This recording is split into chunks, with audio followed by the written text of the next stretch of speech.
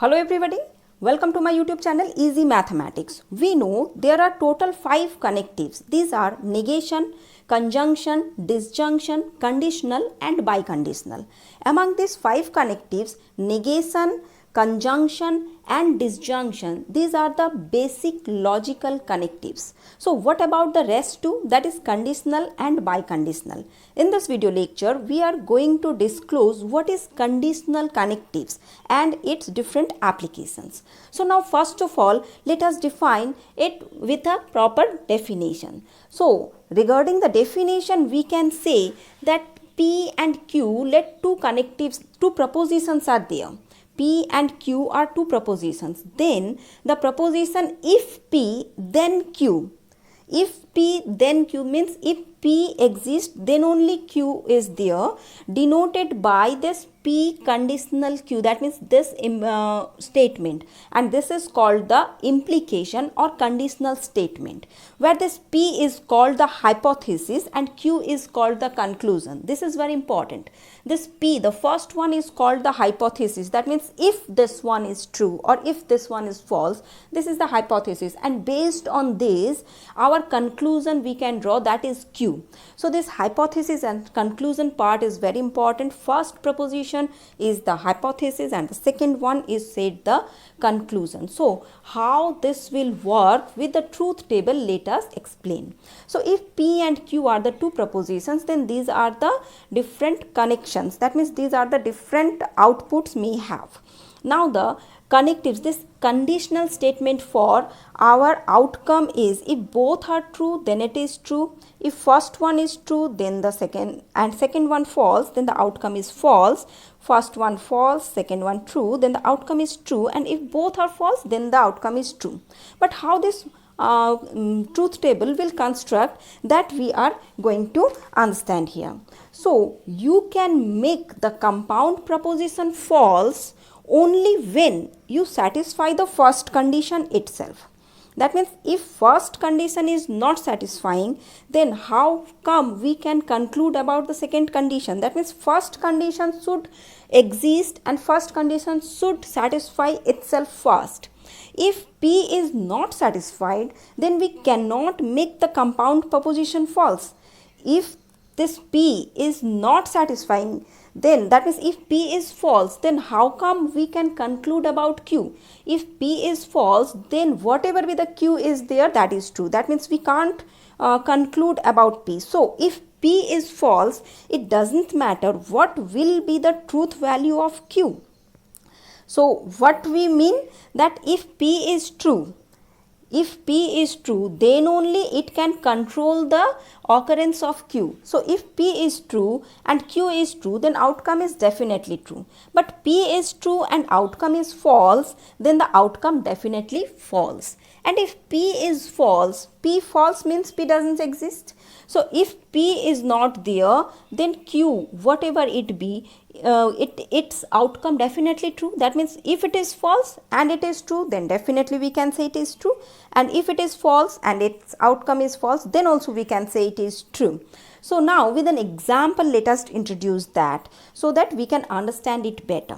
So first of all, suppose the given statement is if you work hard then you will succeed. Your first statement is given like this one, conditional statement it is, if you work hard then you will succeed. So let us two propositions given here. So first proposition is you work hard, let this one is P, and you will succeed, that one is the second proposition, this is say as Q. So P is what? You work hard, and Q is what? You will succeed. Now if P, that means there are total 4 cases arises. So case 1 is this one, say, case 2 is this one, case 3 is this one, and case 4 this one. So in the first case, you work hard, if this one is true, and you will succeed, this one is true. That means if you work hard, that means you work hard and you will succeed. So that is definitely true as both are true. So this is true. Now the second case, you work hard but you failed. You work hard but you failed. That is the negation of the true, that means false. So you you work hard and you failed, then it's definitely outcome is false, because if you work hard then definitely you should succeed. So this outcome is false. Next, the third case, you have not worked hard and you succeed. You have not worked hard and you succeed. So it might be possible someone gets success without any hard work. So its outcome is true. And one last case, if you not work hard, or you have not worked hard and you failed. You have not worked hard and you failed. So this is also true. So the outcome is true. So that is the conditional statement. So I hope you understand. Now I am just giving you one thing. So here P is this proposition, its negation we know this one, as both are true and these are false. So this is false and this is true. Now if we combine with this negation of P and Q with the disjunction, then what should be the truth table? We know that in case of disjunction, any one if true, then the outcome is true. So here it is false and it is true, so outcome should be true. This one is false and this one is false. As both are false, so the outcome is false. This one is true and this one is true, so the outcome is definitely true.